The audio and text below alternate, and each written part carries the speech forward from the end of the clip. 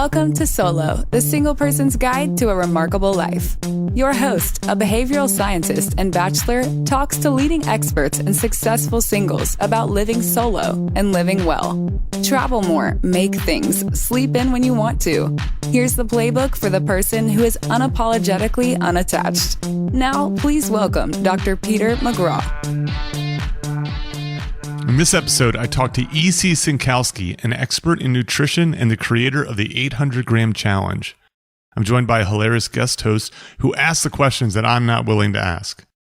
EC does a primer on quantity versus quality in eating and how the idea relates to a variety of trendy diets. We talk about the value of gut biomes and how nutrition, sleep, and exercise won't cure everything, though they cure a lot of things. Sometimes you just need to go to a doctor. Finally, EC talks about her challenges pursuing a remarkable life. In this week's bonus episode, we quiz EC about whether certain foods are okay to eat or not. Hope you enjoyed. Let's get started.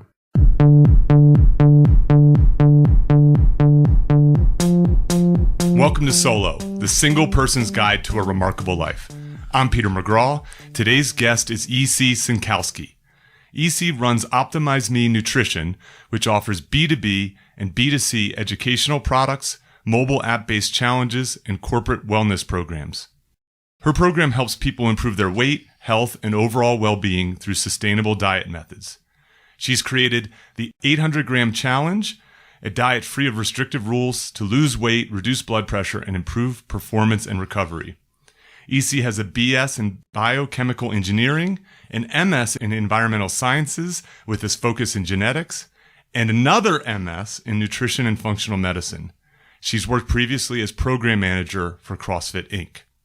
We're joined by a special co-host, Gia Cognata. Gia is a makeup artist, stylist, photographer, and writer from Los Angeles. Her most recent work was helping autistic children focus on independence training. I found her on Instagram through friends and invited her to appear on my other podcast, I'm Not Joking. That's the name of the podcast. I suspect that Gia will be a perfect co-host for today's episode. First, she's way funnier than I am. Second, she's committed to health and fitness. And third, she's recently found herself in the hospital with anemia. Welcome, EC. Welcome, Gia. I'm here and I'm ready and I have extra energy because I have extra blood. That's Gia, That's right. Obviously. Thank you so much for having me on. Yes, it's great to have you here. So, EC, I heard about you from 3 different places, from 3 different people. And that's why we're rushing this podcast before I leave town. So I have a friend who's a journalist, and she got invited on a CrossFit cruise, and she went to your talk. Oh, cool. And she was really impressed, and she basically said you were the best part of that cruise. Oh, wow. Wow. Thank you. Also, the cruise also had really bad weather, too. So Yes, we weren't able to port in one location. So on a 3-day cruise, that's but they had a lot of fun activities otherwise. That's good. So the other one is I've seen you, because I watch the YouTube videos sometimes, although I could have listened to you on Ben Bergeron's Chasing Excellence podcast. Correct. Yep. And I was like, I see why my friend thought you were so great. And then third, we have a mutual friend, Charlie Merrill. Correct. Charlie and I have talked about you, and he's a previous guest on Solo. Oh, cool. And we started talking. So in the bonus taping, we talked about working out to look good naked. Ah, yes. And we started talking about nutrition. And to Charlie's credit, he admitted that he didn't know enough to answer many of my questions. And he said, but you know who could? EC. He knows more than he's saying. Wow. So so here you are. Yes. No pressure now. Okay. After that build up. So Totally. I want to talk about eating. I want to talk about nutrition. And I want to talk about eating for a remarkable life. Yeah, we can do that. Eating Good. to be naked. So, I wrote to feel good, to have energy, to look good. Yep. Naked. Naked? Yeah. Or in clothing. I mean, sure. Some people don't care about fashion. It's but true. they still have sex. So Gia and I I warned Gia. Gia's in Boulder for the first time. Oh, cool. She's, as I said, LA based. And I said, listen, Boulder has won. I love all of your fashion. Don't listen to what he's about to say. And I didn't judge anyone in Birkenstocks. And I think it's beautiful to express yourself in a natural way and have a natural look. And so it's worst dressed cities, but best dressed naked. Okay. It's like the thing that Boulder has won. Okay. Done by Gia. You told me that. There was like there was actual listicle or something. Yeah. Oh, wow. They Okay. won, like, Worst dressed towns, but best. It is a pretty fit town, and they don't look like LA. Right. Right. Yeah, they don't dress. But I saw the people and I wanted them to take their clothes off.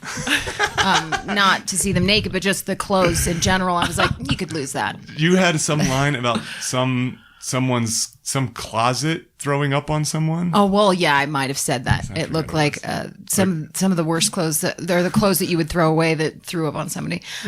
But that person should be confident and love their life. And they're probably single, so they should listen to this podcast and then find a way to get healthy and then get naked.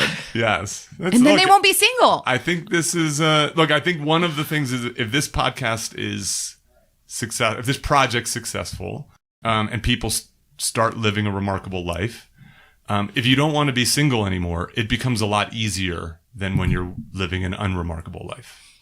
And so although it's designed to celebrate solo living, there's an irony in the fact that the better you get at solo living, somebody wants to steal your life. That's exactly right. Yeah. Yes. And then they're like, marry me. And then you're like, ew, no. I want to be single forever. Hey, I'm not making judgments either. I'm not pushing that on you, Peter. Calm down.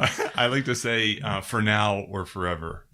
So if you want to be living the solo life for now or forever. I like it. So I want to start with this general idea of what Charlie had said, which is it's hard to give broad advice about nutrition because people are different. They have different needs.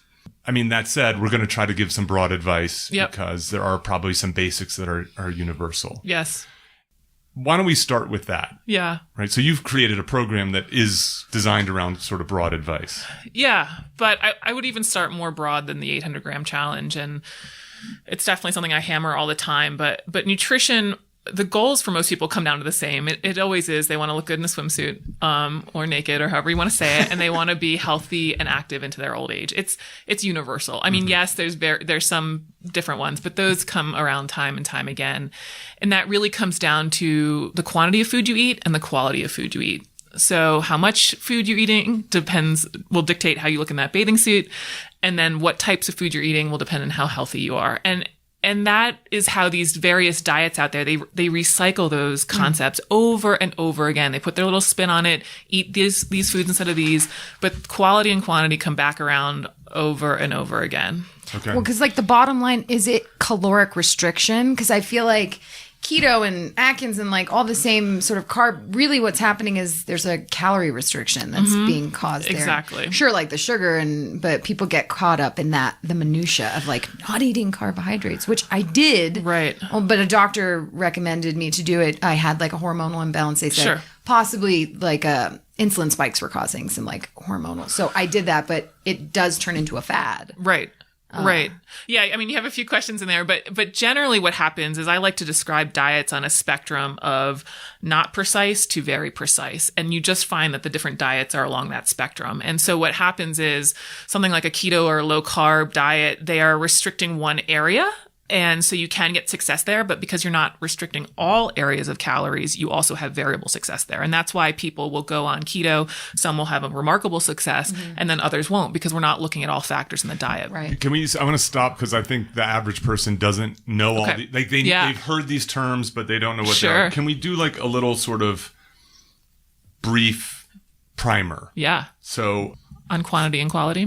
Yeah, or no, about some of these diets, just to get a little bit of an idea. Sure. And let's talk about them from a quantity quality standpoint. Yeah. So Gia mentioned Atkins.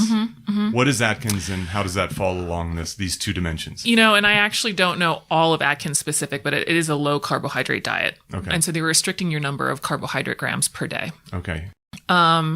What typically happens, because most people are overeating carbohydrates in a standard American diet, and it also tends to come along with fat grams as well. French fries, cake, you name it.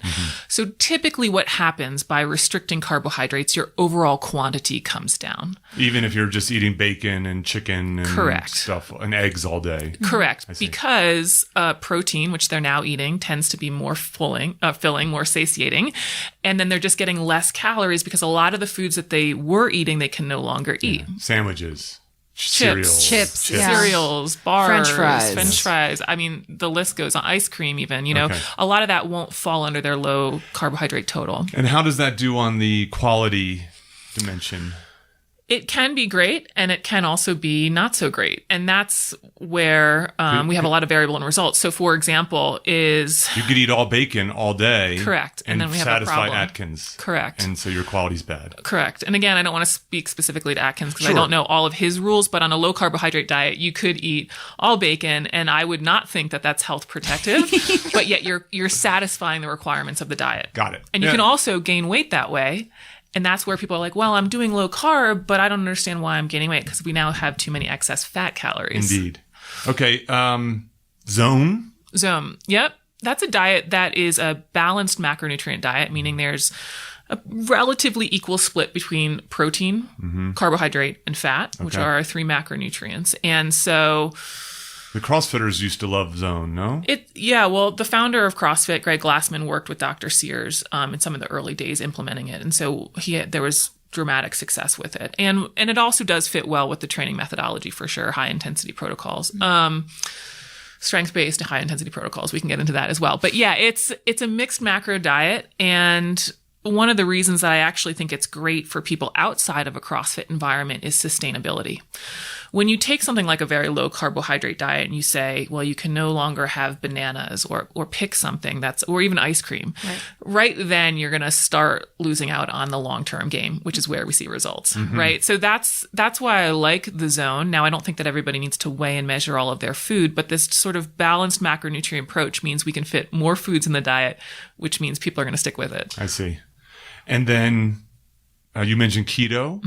We could lump that near Atkins. Yeah, it's a that's more what I said severe in the- restriction I of see. carbohydrates. Yeah. You can tell I've never done any of these things. But then if you look at me, you're like, I was going to say, "That how dude-" do you eat? He's like, I just eat food. I'm Right. a man. I'll tell you. Yeah, I'll tell you afterwards what Okay. I've done. Yeah. With the keto, though, they want you to up your fat, right? Correct. Well, it's actually Like keto that you have to restrict your carbohydrates so that you actually have ketones in your blood. Right. And to do that, then you need to be eating something else. And so they basically will say you can have, it depends what you're listening to, but basically unlimited fat. Right. It's not truly unlimited. It's just that you don't sit down and ever eat coconut oil by itself or olive oil by Ghee itself. or So something. when your carbohydrates are so low, it effectively limits your fat as well because you're not just going to sit down to a tub of fat. Okay. Can I interrupt? Yeah, I know. I know we're a little bit in the weeds, and I just I want know. to have people hold on because Yeah. we're going to get. I just think it's important because these things get thrown around, and I like this quality quantity heuristic. I think it makes good sense, and people can get their head around it. And so this is sort of useful way to kind of look at how these, I don't know, call them programs, fads, Sure. whatever. But this keto idea is that this is supposed to be a diet that changes the way your body burns energy, creates energy, burns calories. Like, again, Yeah. I'm 6'5", 200 pounds. Like, I'm not needing this stuff. Right. So I'm, Keto has become a fad, I think, for weight loss, and you certainly can lose weight on it, but you can lose weight on a lot of things. Yeah. So that's where some of, I think, the media overhype has gotten there. What they're trying to do is limit carbohydrates. Where do I think there's a true application for it? Sure, weight loss, but like I said, we can do it a lot of different ways. Or people that are insulin resistant. So there's also a hormonal response to this diet by limiting the amount of overdoing it in terms of high carbohydrate foods. We can turn off that insulin response a little bit. And so the keto diet has been effectively used to reverse type 2 diabetes. So great for that specific application. Is it necessary for all mainstream? Yeah. I think I got the sense it's like a lot of dudes who want to have six packs. Interesting. Do the keto Okay. thing. No, Am I wrong? think it's like chubby No. women. Is that right? Yeah. Same focus. You're like, I can't eat this. They think I the same way. I did it because of a doctor. It's not sustainable because it's not practical to eat that way. Yeah, you have to be truly committed. Yeah. To like, weird, like obsessive, and then you get stuck in this sort of obsessive, like. I'm going to ask one more. I just want to add on to the keto thing though, because I think there's a very valid application for it, but I actually don't think it's ideal for a lot of people, not just from the sustainability, but also from limiting nutrients that you do get from fruits and vegetables, including fiber. And so there can be shifts, and we're getting a little bit in the weeds here, of the gut microbiota, which now we know gut health, which is a big whatever, all of this stuff. And so again, when we go to these really restrictive places, we can't just think about fat loss. We have to also think about what are the nutrient implications Constipation. of that. These people aren't pooping because they're not eating the veggies in the... They're like, oh, I can't have that because it's got a carb in it. And I'm like, well, do you ever want to take a shit again? Or it's just... And that too. Thank you for stating the underlying. Hi, I'm here. I'm here to help. You are best co-host. I knew that we were going to get this. I'm so happy. So last one. Yeah. Paleo. Sure. That what the hell? Paleo focuses on the quality of food that you eat, so pretty much unprocessed stuff. And then they say you can eat as much as you want of that. Now, why quality diets often kill two birds with one stone, often get that quantity goal as well, is because of caloric density. So when you're eating these fruits and vegetables, you can eat more by volume. So you feel full, your stomach is literally filled up, but you're having less calories. And so it's a way that when you start including more quality items in your diet, you tend to reduce your quantity as well. And then you also get some nice nutrients. Right. I see. But you can do the paleo diet and also gain weight, and that's called almond butter and bacon. And there we go. You know, is it? Do you think it's fair to say that if you're really enjoying your eating, you're doing it wrong? It should be a painful process. You're really enjoying yourself a lot. You're probably eating some things that in the. I wouldn't want to say that. Okay, good. I think I think that's a little. Yeah, it's gonna always context. We got to look at the context. Yeah. So I think some of the things that like Charlie's point about it's hard to give broad advice because people are different, they have different needs, just showed up in this idea of, right? So as you were saying, like keto could be very good for a particular person. Yeah. If you have particular, let's say, fitness goals, sure. Right? You're performing at a high level. Sure. So it's, this will get released much later, but the Ironman is happening here in Boulder on Sunday. So these folks have very specific needs. Yeah. Ish. No? Ish. Like, okay, good. And where I wanted to go with the quality and quantity thing is to get after our goals of the body composition and health, we need to eat what our body needs, not more. And we also need to eat high quality foods. And so like, yes, there's these offshoots of athletes or type 2 diabetics, but there's a large swath of the population that just needs to be eating more whole foods than not and eating less. And I think that message has kind of gotten lost a little bit. And there's so much power there that we're not talking about like some people can have a diet of cigarettes and Pop-Tarts. Like it's within the genre of whole foods and not eating too much. We all fit. And then there are some people that can skew their carb ratio a little bit higher, or some people with their protein, but it's kind of collectively coming around these two tenets. So the Glassman saying is eat I'll start over. Eat meat and vegetables, nuts and seeds, some fruit, little starch, and no sugar. Yep. Keep intake to levels that will support exercise, but not body fat. Yep. And that feels you don't work there anymore. I don't work there anymore, but that's incredibly powerful two phrases in terms of nutrition. I think that's I find that to be I'm trying to do those things. Yeah.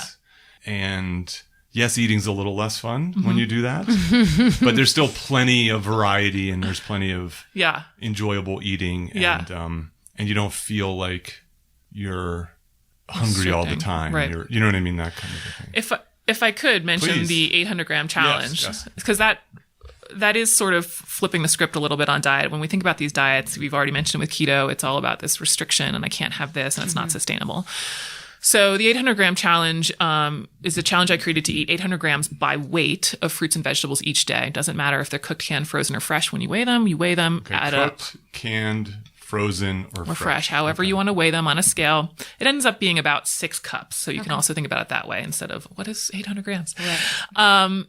But also the choices are up to you. Like if you really want to do strawberries, great. If you want to do green beans, great. I don't care which fruits and vegetables you're choosing. Pick your shooter's choice. Have that type of volume during the day. Is there a ratio of like vegetables to fruit that you're supposed to kind of keep, or can you? And I say no to that answer. Okay. I'll tell you what it is. I bet you will. We can get into that, but optimal nutrition is actually inclusive of a variety of fruits and vegetables because of the different vitamins and minerals and phytochemicals that you're getting and fiber types even.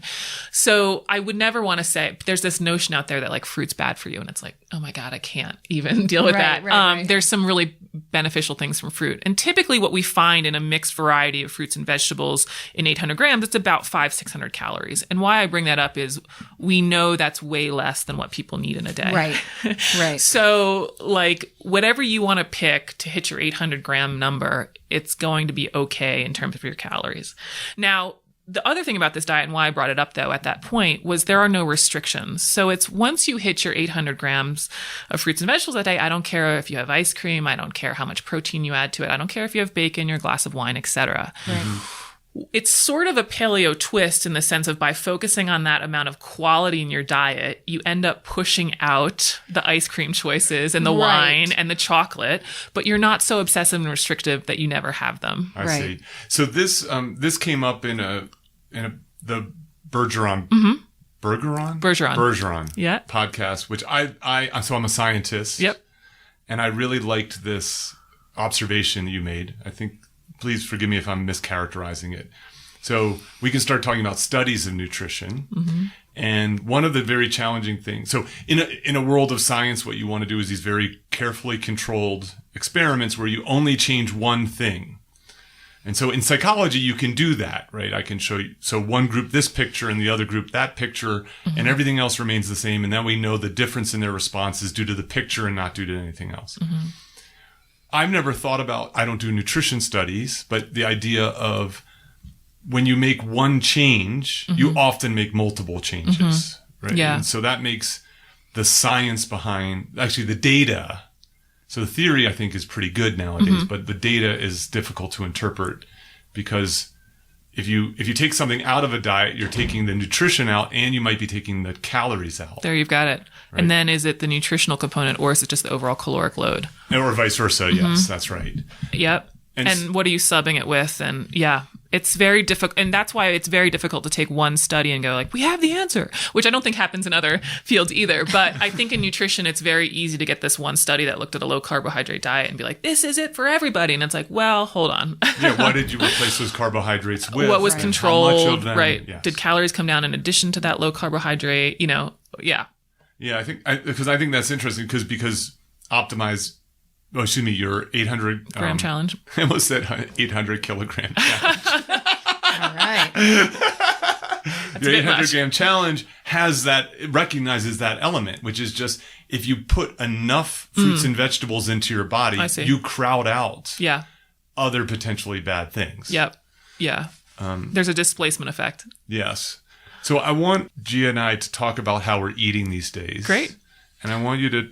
I have implemented, I stopped eating strictly sort of, I guess, low carb after a period of time. Mm-hmm. I did lose weight from it, but it was something I didn't feel it was like a long-term thing that I could sustain. Sure. I do calorie restrict. Okay. I do also intermittent fast. Okay.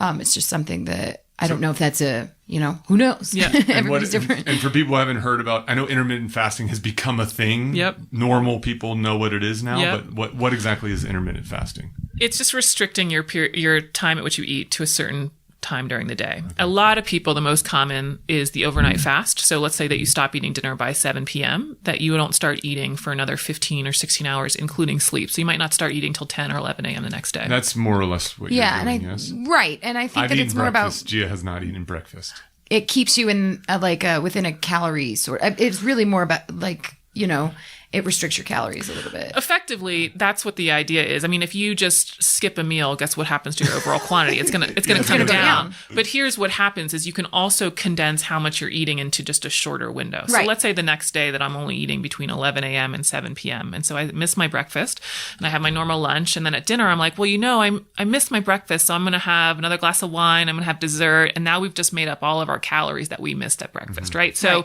you can also overeat within the period that you're eating eating. And that's why, again, it's another diet because it's not controlling everything. We see variable results. Some people are going to lose weight. Right. And other people are just eating the same amount in a less period of time. Well, I certainly do think it is about like getting nutrition. I think like as a society, we look at food in a very interesting way because it's decadent.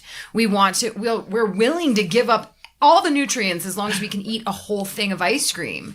Like, and we're not treating food like medicine or like something that can make you feel better, which it can. If totally. You're eating the right things. Nourishment is the word I like. Totally. It'll change your life. You'll be like, why do I feel so good? You're eating nutrition. I know, I have, but there is some theory behind intermittent fasting that even holding calories equal, there's some repair element that's supposed to be the repair case. And the more insulin sensitivity. And He's like scratching her shoulder. Oh yeah, the repair. I would love to see it that let's take somebody who does intermittent fasting at the appropriate caloric load and compare it to people that are not doing fasting at the appropriate caloric load. And is there any difference? And I'm going to say no. Probably not, yeah. So you think most of the benefit of intermittent fasting is you restrict quantity. You just eat less. Right. You eat less. Okay. People, I mean, and what do we do? And a lot of the people doing these studies probably have some weight to lose, probably haven't been eating at the appropriate caloric load. And so guess what? It's going to be a benefit because now we're cutting down on quantity. Like that's just a no-brainer. Do I think it's that magical for like resetting your circadian rhythm and insulin sensitivity? No. Let the record and science prove me wrong, but I'd rather people focus on, am I eating the appropriate quantity for supporting my life activities and health versus I have to do it at specific times during the day. I see. I keep we'll get back to Gia's habits in a second. I keep a 12-hour fast. Okay. And I kind of have like in general, like when I was in college and performing at a pretty high level athletically, I had a rule, don't eat after 9 o'clock. Okay. And so when you don't eat after 9 o'clock and you're a college kid, you basically are keeping a 12-hour fast. Now as an adult, I just try not to eat for 12 hours after I've eaten dinner, whenever that is, more or less. So, but I don't feel like, first of all, the people who are serious about their intermittent fast, like, geez, don't look at me like that. Looking at me sideways. Where's the camera to 12? show you how you're looking at me then? I love your point though about the 9 p.m. Think about our lifestyle, college, even adult. Yes. What happens in terms of our diet typically after 9 p.m.? It's bad. Oh, I don't know. Yeah, that's when we get naked. We're single, we're naked, and we're touching each other. Okay, well. No, I'm sorry. She said we have diet. different. I'm sorry. Oh, no, she did say lifestyle. Yeah, Okay. right. But Gia has this at swingers clubs. I love I think you guys are hip and cool and very sexual people, and I'm glad to be in a room right. with both of you. They're very fit. You can't see how fit they are. Oh man. But like if we were to take a clock and like look at where the majority of I don't even like the word bad, less ideal calories occur, there's probably a good amount that happens in the middle of the night, late, out drinking, socializing, all of that stuff. And so these rules that are like don't eat after 9 p.m., the physiology doesn't really shake out in the sense of does it really matter? But what does shake out is you end up eating less. Yeah, people don't go and eat a real healthy salad at 11:30. Typically no. Taco Bell created the fourth meal. Correct. Right? you're being naughty the later it gets. Typically, yeah. So I'm trying to stay away from unprocessed food. So if it comes in a box. So you're trying to stay from processed food. Oh, there you go. Yeah. I was like, I'm trying to why would he do that? I'm sorry. I'm trying to eat unprocessed we have to food. talk about a lot of things. Yeah. We have to start We over. shut this off. I think we need to have a conference. I am not. I have to admit, I'm not. I bragged that I was like, oh, I'm good at these two before we started. Like, oh, I'm good at this. Okay. And I'm clearly not good at it today. Yeah. So I'm trying to eat unprocessed food. Stay away from processed food. Great. So, and bread. I consider bread, to fit that like that as a. As processed or unprocessed? I think I treat bread as processed. Okay. So I'm eating many fewer like sandwich. I used to fuel my entire life with sandwiches. Okay. Every meal was a sandwich. I needed lots of calories. Sure. And now as an older man, I don't need as many calories. And I have doubled down on salads and protein. So Great. Most of my meals these days, day to day, when I'm not on the road, is a salad with a protein, lightly dressed. Awesome. And fairly big. That's how I like my women as well. Lightly dressed and just with with a little lot bit of protein. Right. Exactly. And so I have to say this. I never get fat, but I probably about 10 pounds heavier this time last year. Sure. And then last summer I got serious about, look, both quantity and quality. Sure. I up the quality and I down the quantity. Sure. And I'll be damned, like it works. Yep. It took a long time. Of course. But I look completely different. Yep. As a result of it. And I feel, and I'm performing at a higher level. Like Dr. Peter, you've never been fat, ever. The fattest I've ever got was I purposely tried to get, I purposely decided to put like 10 pounds, and I just let myself eat whatever I wanted to, kind of a thing. How'd that work out for you? I did it, but it took a little bit of work, I feel like everyone should be fat for just a minute. Just to know what it's Yeah, because I feel like people that are healthy have a really good relationship with food. And I'm like, well, try it on the other end so you can see what those people are going through. And it's a nightmare. Like they have a really negative relationship with food. I would say you that. could say that though about some people that look very thin as well. You can have. That's true. That's true. Very thin. Very thin. Not just thin, but also, with everything, it's a double-edged sword. There's going to be athletes who have a very negative image of their self-body. Well, that's the thing about intermittent stuff. fasting too. I'm like, does it lend to letting people kind of get involved in like this control of not eating and only eating this little amount where we're going, oh, it's okay for you to do that, when in reality it may not be so great. I think that's true with any diet though. And that's where any of these diet rules, finding the ones that make sense to the person and don't turn on these super restrictive, hyper restrictive and negative self-talk are the ones to do. And if that's intermittent fasting, some people find it incredibly freeing. And some people find it incredibly restrictive. And you can say that about every diet. I have. Yeah. I can't do that. I'm going to fast for this long and that's it. And, Totally. And just obsess on the scale as well. Totally. There was a period of time where I would get on the scale a lot. Yep.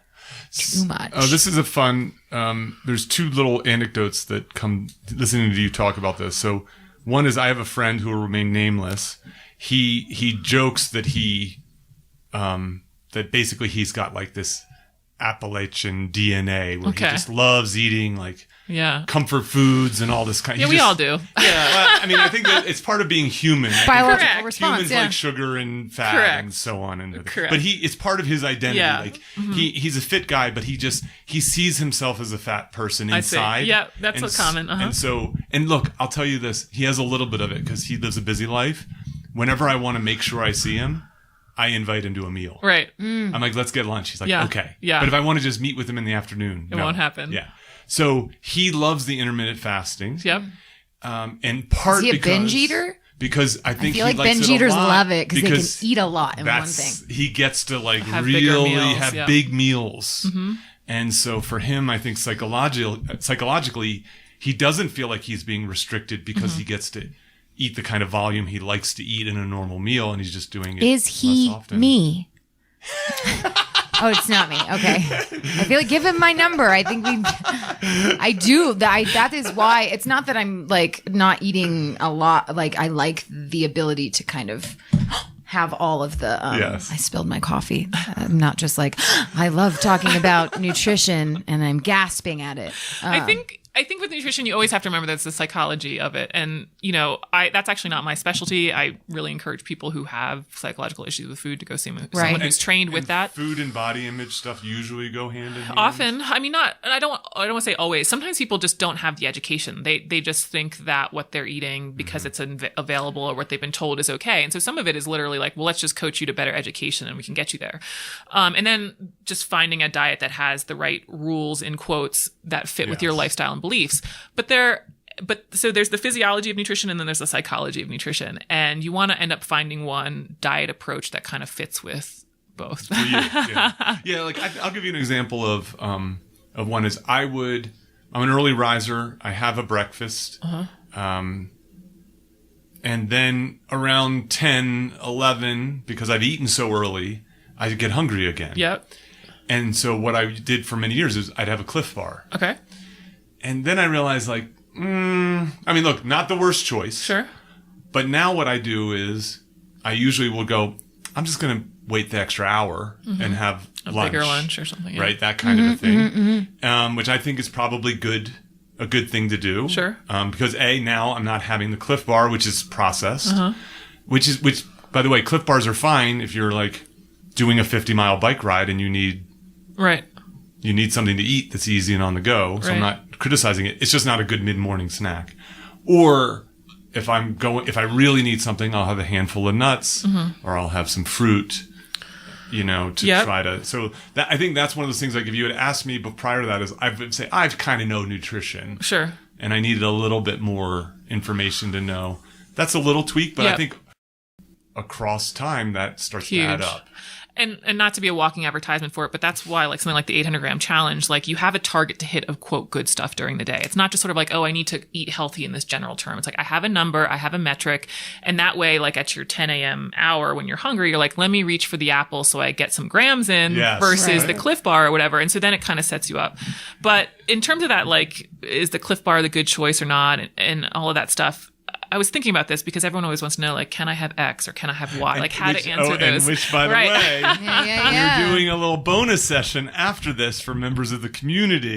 It's called Mother, May I Eat This? We are doing, EC, can I eat this? Please. And where I have a list of things. I know. And then she's going to feed it to us. Can I give some thoughts on the methodology around how I'm going to answer that? Or no, not yet? No. Okay, we have to wait. It's a secret. No, you can say it. You can do it. No, I was going to say, like, the Cliff Bar, it's like, I don't want to, there's plenty of ways that you can work a Cliff Bar into a healthy diet, right? But some of the questions about any of these things that we're asking are, is this going to put me over in terms of the total amount of food I need per day? So calories. And does it prevent me from getting the nutrients I need in terms of all of the macronutrients and micronutrients like vitamins and minerals? And so if it's making your caloric load too high and also at a low nutrient cost, we have a problem. So that's French fries. It can be. Now, French fries can be worked in. If I already hit my amount of nutrients I needed and I hit my 800 grams and I hit my protein targets and then I have this remaining calories because of my activity level, I'm an athlete or whatever it is, right? I can fit French fries into a diet and be healthy. Yeah. Do you edit what you eat based on your activity per day? Because I kind of do. If I'm not very active that day, if I've just been super sedentary, like I feel like, well, why would I need so many calories if I didn't really move today? Sure. I generally don't recommend people do that too much because over the course of a week or a month, which is what we really care about in terms of nutrition, your activity is kind of standard. Okay. Like, yes, one day is maybe higher than the next day, but your overall average kind of shakes out. I'd rather you get a consistent baseline across all of the days, so we have kind of a starting point, and then we can make tweaks from there. So this is to your scale thing, your obsession with the scale. Right. I mean, I've let it go. I've let it go. I do have a scale in my home. So on I'm Not Joking, I interviewed Dan Ariely. So Dan Ariely's a behavioral economist. Oh, cool. And then he's also now become. So I asked this question: if you weren't a professor and behavioral economist, what would you be? And he said, I'd be an entrepreneur. And that's which is. He's turned into an entrepreneur. He actually is a co-founder of a company that has a smart scale. Okay. And the big change, obviously, if you go onto Amazon and you type in personal scale, you get there's a lot. There's 500 choices. Mm-hmm. What's fascinating is they all have something in common that his scale doesn't. Okay. And that is a dial or a readout. Okay. And so the recognition that this company has is that. When we were kids and you stepped on a scale, it had a pointer. And even the pointer couldn't even settle, you know what I mean? It couldn't even settle on a weight. It kind of like vibrated Shook there sadly. Exactly. Help! And so, but the thing but that actually was a good thing in some ways because it was, am I 140 pounds? Am I 139? Sure. Am I you can't really tell. But now, because of technology, the dials, they're not even dials anymore. They're readouts. Mm-hmm. And it's, you are 139 pounds and 14 ounces or something like that. And then you go to the doctor and they want you to get on the scale and then they look at you weird when you take all of your clothes off. And I'm like, I want you to get an accurate read. All right. So I'm going to take off. I need this to the 100th. Yeah. I did it when I was in the hospital. I was in the hospital 2 days ago. And the bed reads out. And I was like, but my phone's on the bed. And they were like, all right, we'll subtract 0.2. And I was like, okay, thanks. Wait, so the bed weighs you nowadays in the hospital? Yes. I mean, if you're in a fancy enough hospital, it weighs you. Yeah. Oh, okay. especially for fascinating. like somebody that can't get up and walk and stuff. I see. But this is a problem that it's too precise, because Correct. some days, like the day before, you were perfect. You did your 800 gram challenge. You worked out, and then you step on the scale, and because whatever reason, our bodies aren't that precise, you've gained a quarter of a pound.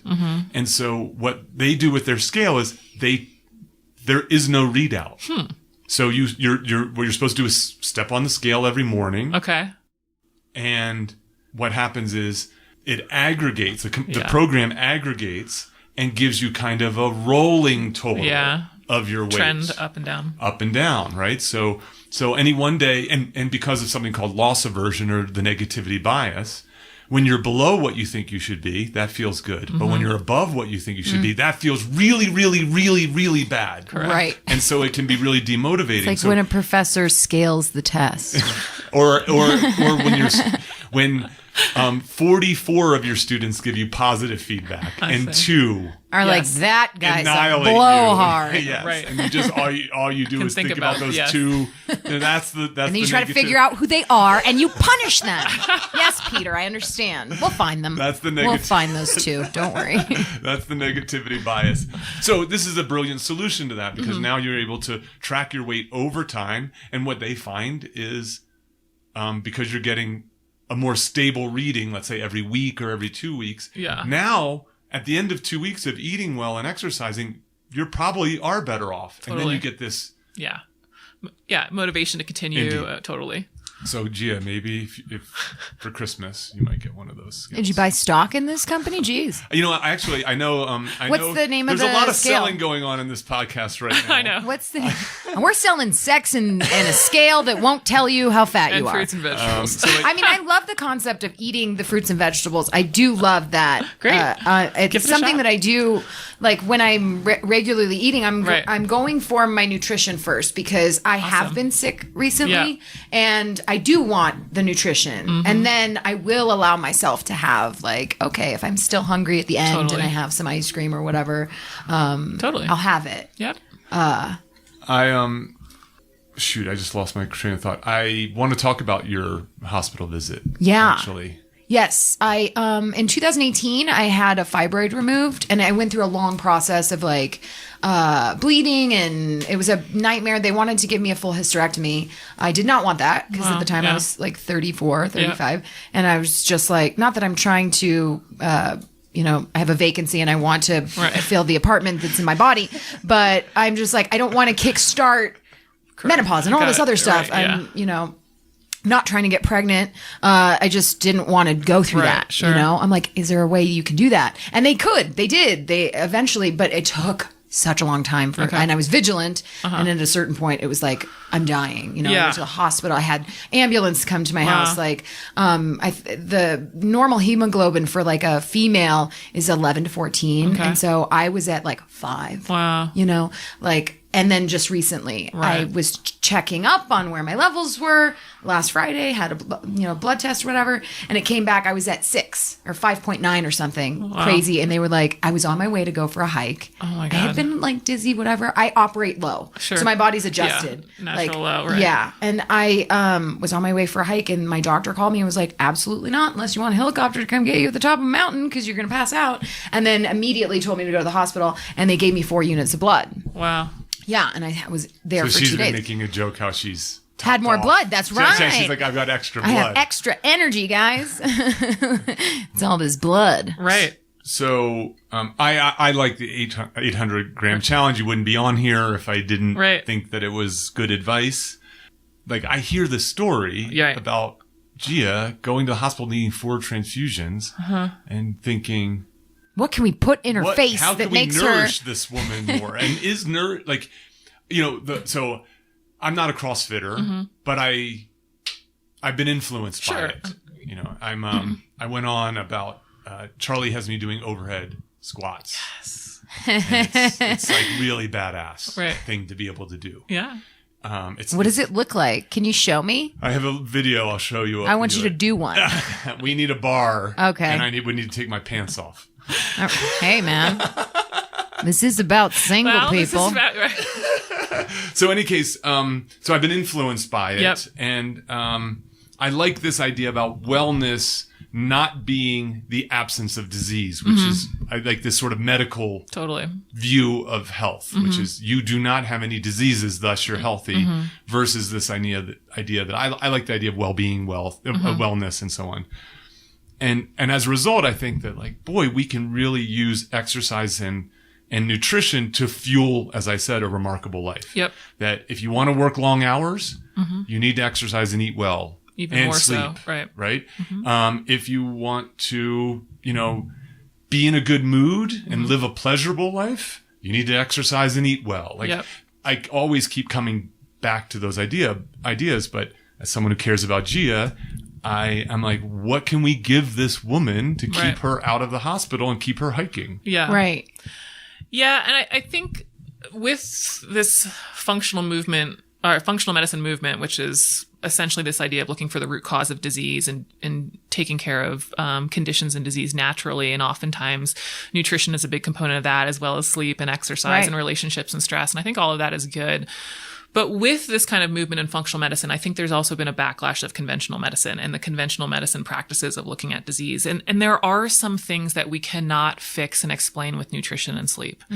There are some things that we can't just say, eat fruits and vegetables and you will be cured. And I think there's a really almost too much messaging, especially in certain areas, where natural is always better and that all you have to do is eat organic and your problems will be alleviated. Yeah, I think that's easy for people in Boulder to think like these are people who, let's be honest, have like big bushes. They have good. Oh, I don't know where we're going, but I love it. I was going to say good genetics. Okay, cool. Like they already are healthy people, hence, you know what I mean? They're drawn to this place and so on. Yep. And so I do, if you have type 2 or type 2 diabetes, you need nutrition, but also at the time that you have diabetes, you do actually need treatment. You need old school medicine. There is ways to reverse that with lifestyle, and so looking at some of the chronic diseases. Type 1 diabetes? No, type 2 diabetes is that's the one that's associated more with obesity, and so that's the one that's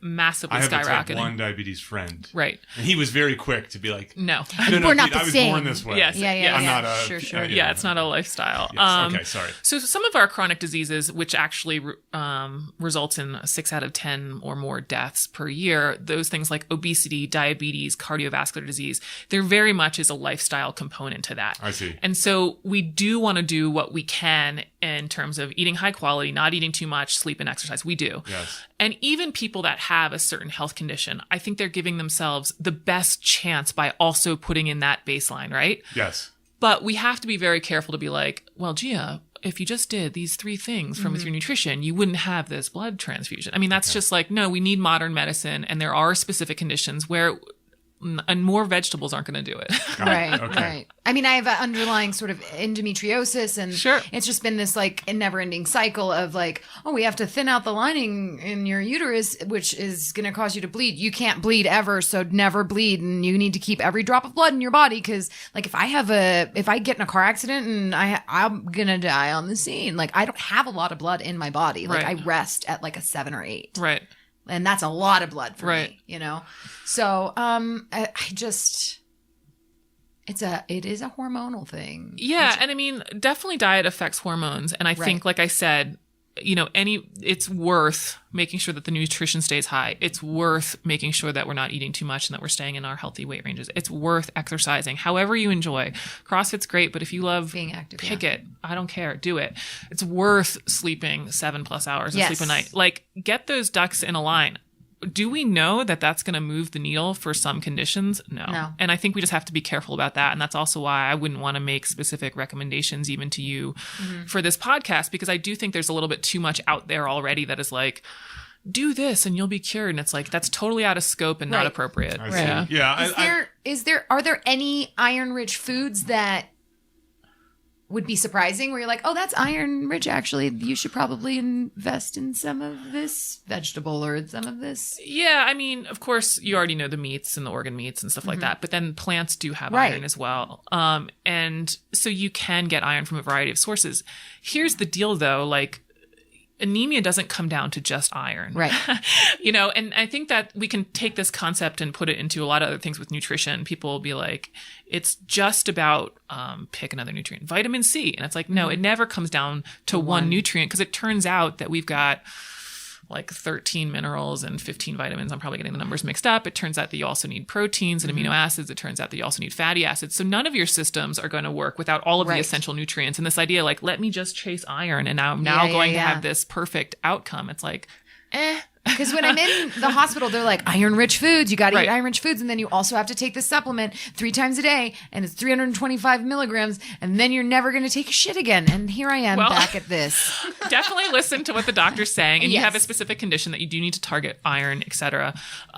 But in terms of the physiology, like, anemia doesn't come down to just iron, right? And so just pushing you towards, guess what? More whole foods, meats, cutting down on the processed carbs and fat is going to be a great place to be. The other thing is, like, staying in the hospital, they're like, we're going to help you get better. And then they give you this food where you're like, what is this? That's true.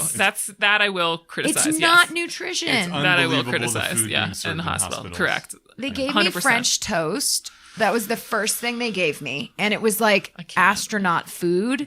It didn't taste like bread. EC's face is so pained right now. It's so painful. I didn't eat it. And then they were like, why aren't you eating? And I was like, first of all, I intermittent fast. I was like, I would Uber Eats. Can't.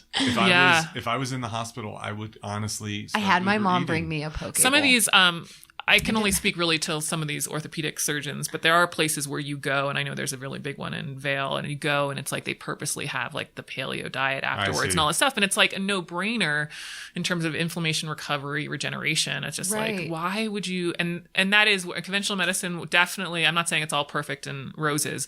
One of the ways it can 100% improve is the nutrition on the front lines. Yeah. I mean, I think in my mind and when I'm there, I'm like, this is a cost thing. Yeah. Like, it's cheap to do this. But in the long run, I'm like, people would be getting better nutrition and it would be better overall. Outcomes, I feel if we had like real food. Correct. Instead of, it's all heavily processed. I know. I'm like, like they gave me, because I was like, I'm not going to eat that. Can you give me eggs and maybe a protein or something? Something that was living within the last 3 weeks. And they gave it to me and I was like, I tasted it and I'm like, this is powdered. I'm sure of it. This isn't real egg. Correct. And then I didn't want to eat it. I mean, there are then I hid my food in my room. This horse, but I mean, there are obviously very big logistical challenges of feeding an entire hospital. And I get that. But it is like this really odd dichotomy of like, yeah, we've got millions of people dying from chronic diseases. And then where we actually treat them, we're also feeding them the same crap. That contribute to it. Yeah. Well, I'm like, they give you good food at the cafeteria. You go to where the able-bodied people can get their like salads and stuff. And they're like, well, you don't get that. I see. You get these disgusting. I'd be the guy in the robe with my IV. Yeah. I thought about putting my clothes on. Down the hallway. Yeah, and just like putting it over my IV and going and getting actual food at the cafeteria, but I want to.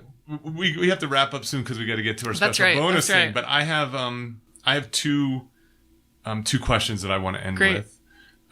So you mentioned briefly this idea of your gut bacteria, gut biomes, etc. This suddenly is a thing that normal people have heard about. Like there are these things living in our bellies that make our lives better and worse. Correct. What's the story? And my sense is that what we eat affects them. Yep. They are our friends. Yep. They're commensal, meaning they kind of live with us in a good way. And you have over 1,000 different species, mostly bacteria. That's what we know most about, but there will also be some other microorganisms there. And basically what different types you have, and how much of these different types seems to be associated with different health conditions. So you could take a population that, let's say, has cardiovascular disease. They tend to have more of these bacteria present, and they tend to have more of them present compared to an otherwise healthy population. Can I interrupt with Please. that? Because I think one of the big problems is this idea of correlation and causation. And so I'm going to take us on a slight tangent. And maybe you have an opinion about this, but there's all this stuff about sun and vitamin D. And so when people don't get enough sun, the advice is take vitamin D to make up for that. There's starting to be, at least I've read one article in Outside Magazine, I'll put it in there, is that it's the sun that's good for you. And then vitamin D is a marker, not exactly the mediating process. Right. And so the question, of course, with the gut biomes and so on is, are they a marker, right? Like when you have a problem, they look this way. And the question is, do you have the problem because of them, or do they also react negatively? Does that, yeah. I'm way outside my expertise here, clearly, because I'm saying things like way and they. And so like, definitely diet can affect your microbiome, but there's going to be other things that affect that as well. Genetics, you know what I mean? Yes. So like, that's where we can't take this approach that like nutrition will cure everything. Yes. And taking the snapshot of your microbiome, where I actually want to go with this point, I don't want to say is, I think the focus is lost. I think there's some really awesome research, and that I want that to continue. And they're doing some things that I don't even know what they're doing, and it's amazing. Like that's awesome. But like, if your microbiome is not an ideal ratio, what's the answer? Right. Absent of a disease? The answer is eat fruits and vegetables with varied polyphenols, the brightly colored compounds that will help shift the microbiota in a more favorable way. Eat food with fiber, i.e. fruits and vegetables, because that's what feeds the microbiota. I see. And so to me, like, while the research I think will take us into some really powerful places downrange, I think for kind of like the otherwise healthy population that's like, what's in my gut? And do I need to take this test and find out? It's like, well, how's your diet? And if your diet's the standard American diet, let's first focus on that.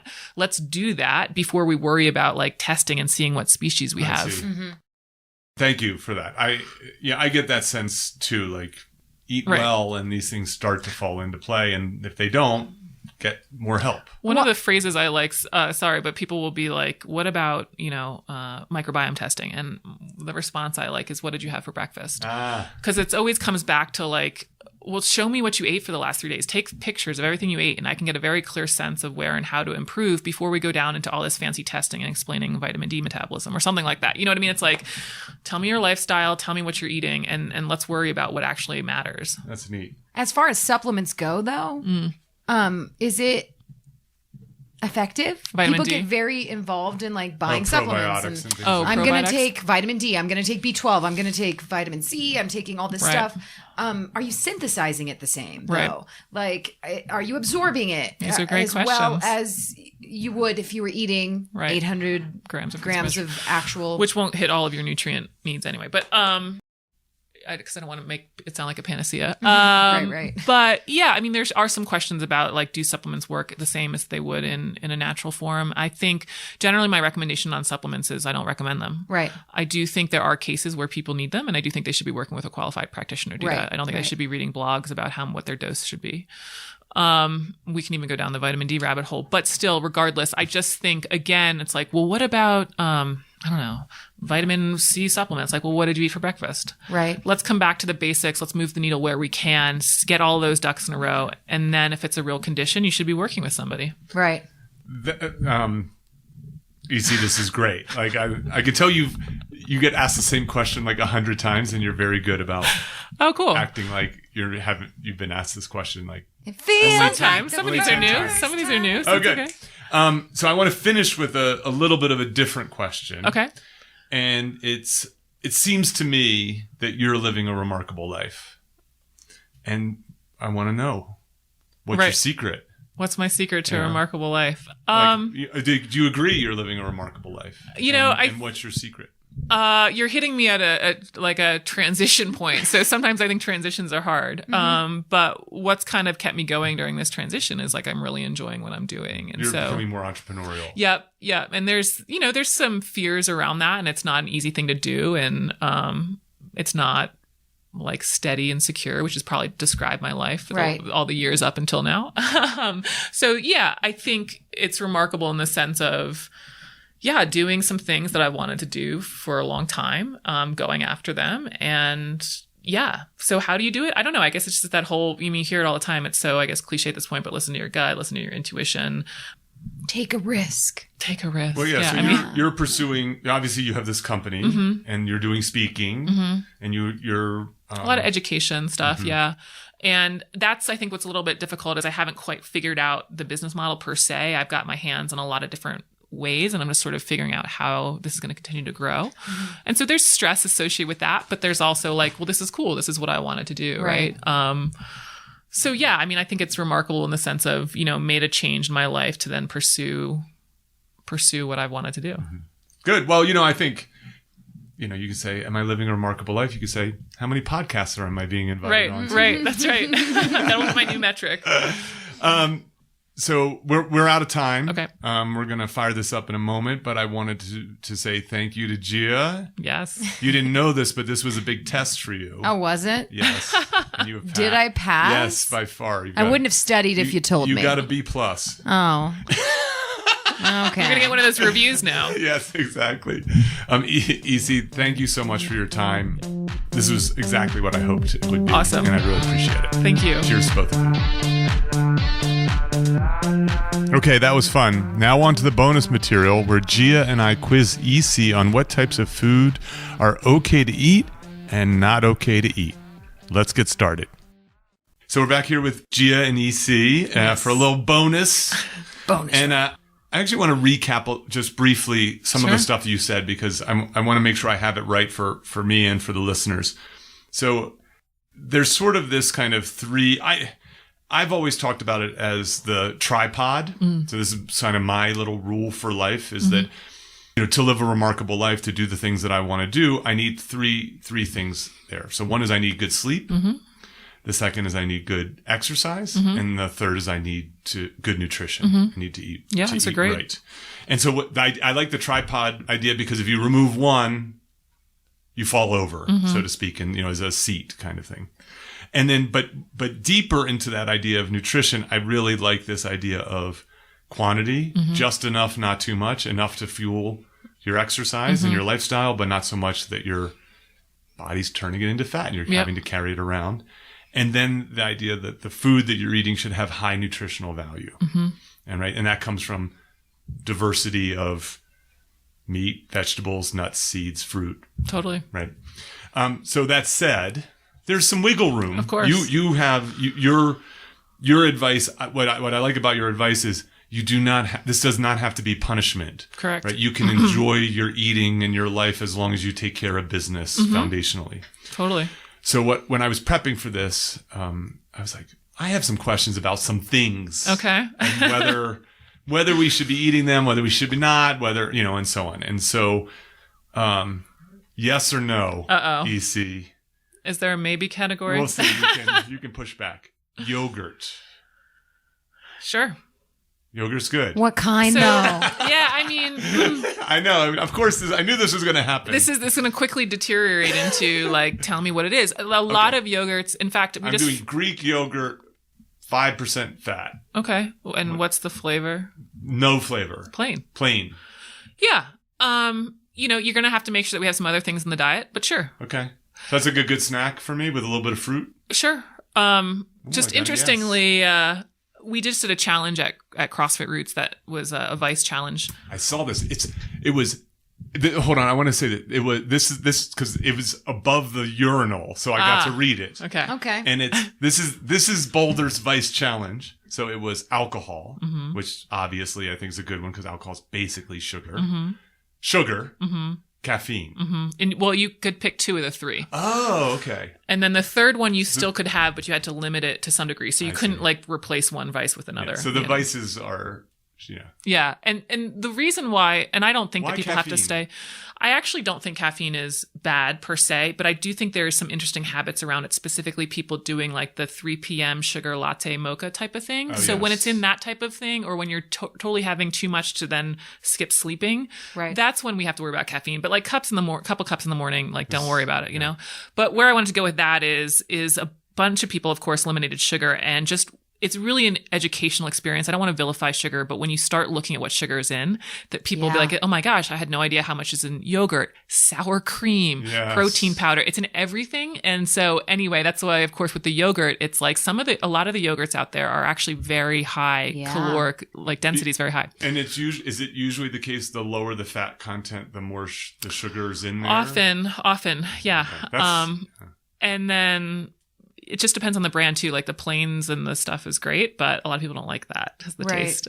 You get used to it. I think like you would. I get used to eating something gross. I think yes, actually so there's research on this stuff, which is so. First of all, there's a lot of kind of noxious isn't the right word, but there's a lot of foods: coffee, wine, beer, olives. Right. There's a lot of things out there that people love, first, right? But the first time they have them, they don't like it. But the more you have pussies.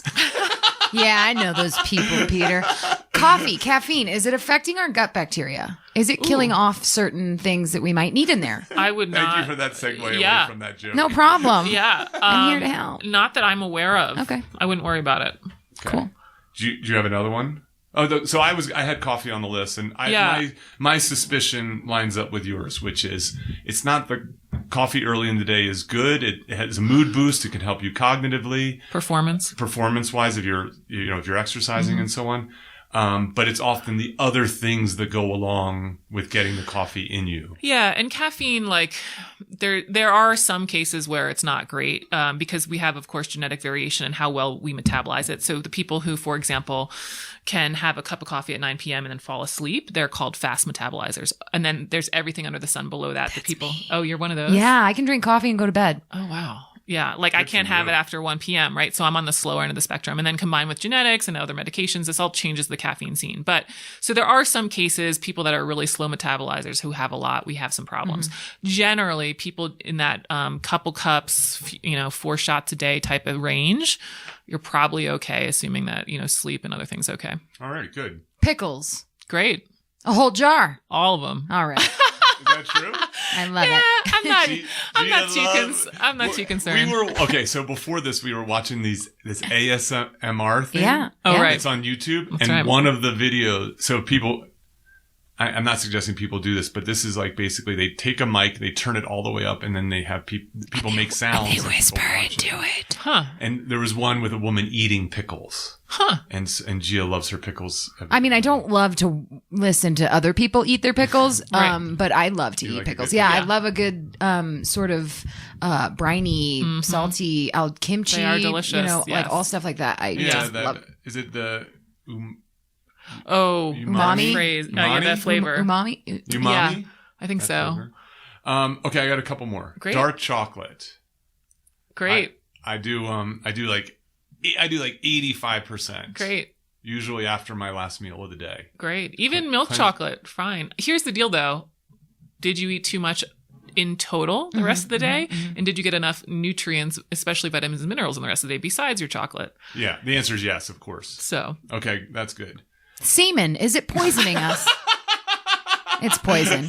We know it's poison. You don't have to answer that one. That's another expert. I'm here to speak on it. I'm an expert and it's poison. It's chewing gum. Oh, that's an interesting one. And so there's two forms. Where do you want to go with it? There's two forms of chewing gum. Like, so there's obviously like traditional chewing gum, Hubba Bubba, like the kind of stuff you had when you were a teenager. And then like there's all these new chewing gums sugar that don't have, and I have the chewing gum I use, and I use it as like a palate cleanser. Like I'll have at breakfast or you have coffee and then I chew on some gum a little bit. It kind of, it just feels, you don't have time to brush. Yeah. It's actually, I think, called Pure. Okay. Which, I've seen that brand. Yeah. And it's supposed to have it doesn't have aspartame in it, or whatever. I'm just curious about chewing gum in general. In general, it's fine. I think.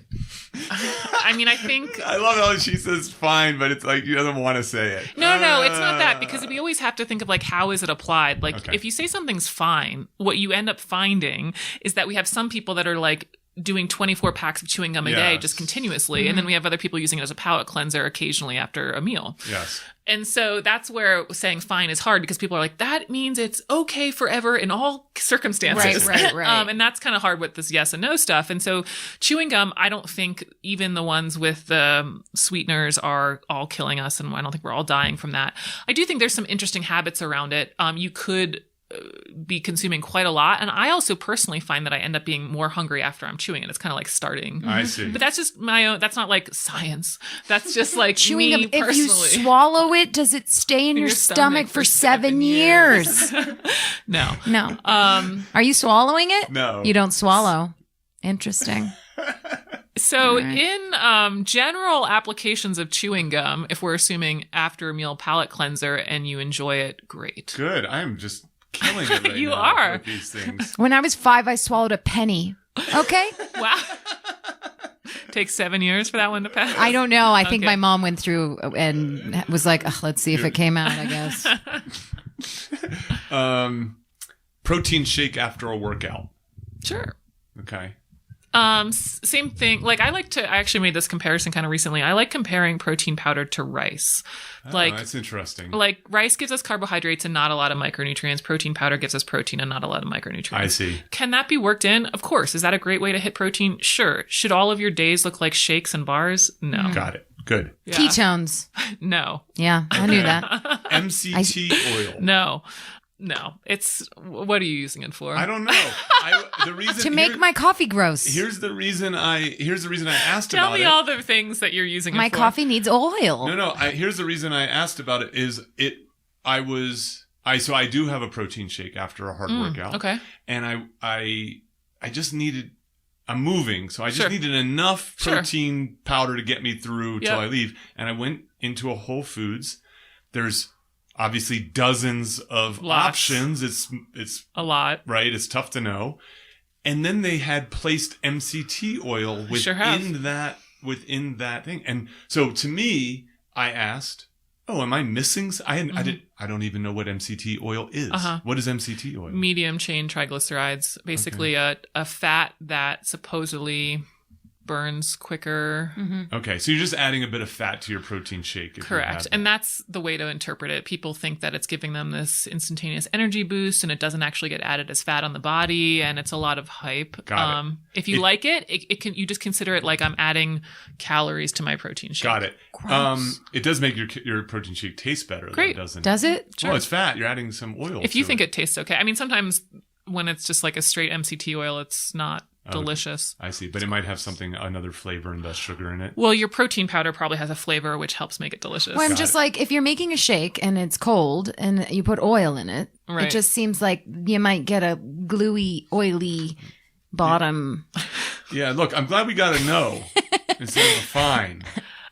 So that's I don't that's think a it's win. killing people. I think the hype is draining your way wallet. too much. And like, do you need it? Is it giving you anything better than either just skipping it and having fat elsewhere? No. having But some- if you like it as like a taste, I mean, sure. Got it. It's just a way for people to make Fine. money off you.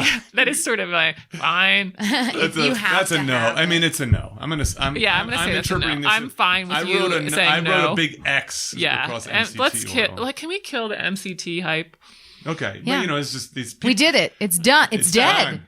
But final only for the answer. people who did the Who bonus. listened? That's You have right. to listen to That's right. the podcast. So this is another one, and I'm asking nachos. Okay, so here, let me tell you why. Okay. EC's making a face. Both of you are making faces. Yeah, because I'm like, what do you mean? Of course it's fine. I corn. occasionally, I get a little rundown. I'm a little I'm just down. Sure. I'm low energy, and I just lean into some comfort food. And you Okay. need a My little last meal fiesta of the to bring day. you up. Okay. And I'm not much of a cook, but boy, nachos are tasty. And so I don't go crazy. I do chips, cheese, some onion, salsa, sometimes black beans, sometimes meat on those things.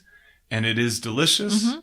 But I have to tell you, I've noticed in the kind of cleaner I eat, the more my stomach Hates after it. the tortilla. I think it's the tortilla chips, Okay. especially. Could be the vegetable oils on them. Yeah. Okay, I just kind of go, ugh. I just Okay. sort of have this thing. So, Maybe you're eating the wrong tortilla chip. Just saying. I appreciate you. I'm going to give you one guess how I'm going to answer. It's fine. Fine. As long as I don't do it too much, too often. Yeah, I mean, I think one of the other things I like to tell people is I can't validate your diet. And in fact, nobody can. And if they're telling you that they can validate your diet, they're... Oh, that's a good test. Like, yeah, they're full of it. Only because, like, there's so many factors. I don't know what the rest of your day look like. I don't know what your genetics are. I can't know exactly what nutrients you had and how that's going to play out years from now. What I do know is looking at your body composition, performance, and health are the best that we can do. And eating whole foods is better than not, and not eating too much. And then you have to kind of pick how fast you want to drive, if you want to use the driving analogy. Like, do you want to speed? Then you can have more nachos and less quality food. Do you know what I mean? I see. That's fair. Yeah, that's good. I really largely decided like this is a rare instance for me because what I'm using is actually my physiological reaction after eating it. Yeah. While I was like, boy, it's fun to eat. And then afterwards I just feel a little... Not so great. I feel kind of poopy. I don't want to also sound like a perfectionist. My diet is not perfect by any means at all. I enjoy things as well. So it's not like you can never have nachos, but we always just have to remember what's the whole context, what's the frequency, what are our health markers that we can check in on, and then make those decisions. I think that's good. Do you have any more, Gia, you want to ask? I know you had pickles was on your list. I did, because I love pickles and kimchi and all the really fermented, like, salty. I love them. I'll also really lay into some oysters, which is decadent, but I will have a lot. Aren't they I'll order aphrodisiac? And that was my next question. What are our fuck foods? Like, what do I eat? Can you make me sexier with the foods? What can we eat to be like, oh yeah, that got her. That's another expert. Yeah. I'm working on that one for a later one. Okay. All right. I'm the physiology person. EC, Gia, thanks so much. I appreciate it. And this was really a lot of fun. Yeah, thank you for letting me say fuck foods. Bye. Thank you for listening to Solo, the single person's guide to a remarkable life.